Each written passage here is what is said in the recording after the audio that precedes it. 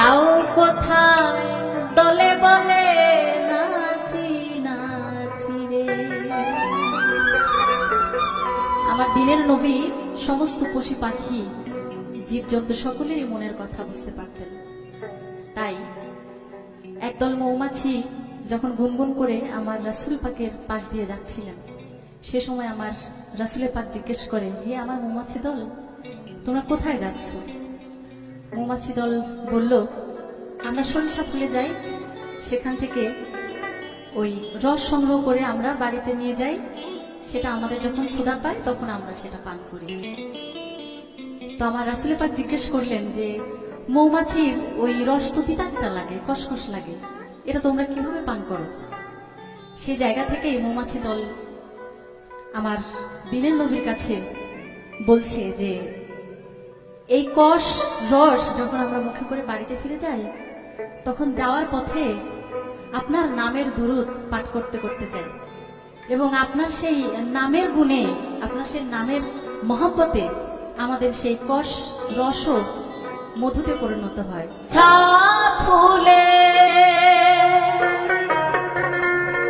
সেই ফুলের রস তুলে চাকরো চিরে।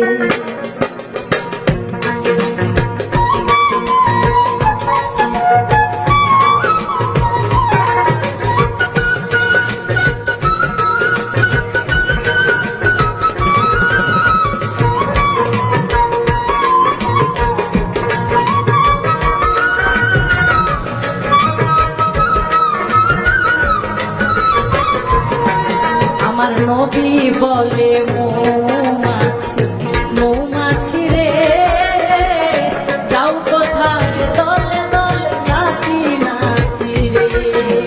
নবী বলে মৌমাছি মৌমাছি রে, যাও কোথায় দলে দলে নাচি নাচি রে। করে মৌমাছি দলে যাই সরিষা ফুলে,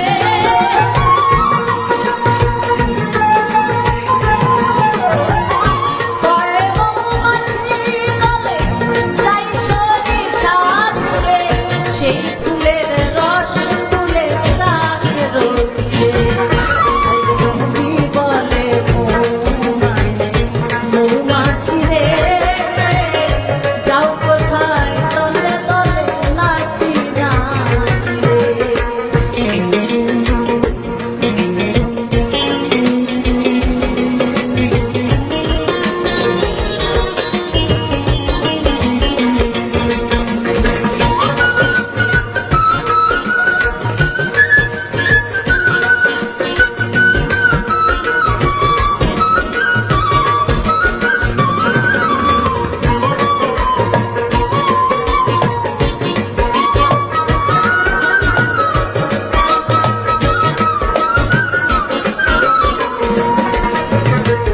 নবী বলেন মৌমাছি সেই ফুলের রস তিক্ত লাগে, রস লাগে কষ কষ।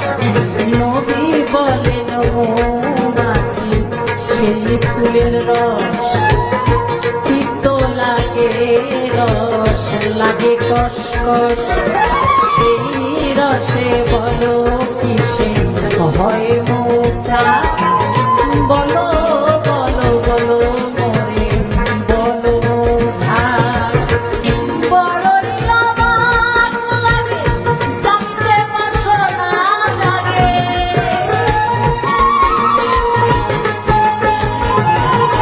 আমার বড়ই অবাক লাগে জানতে বাসনা জাগে।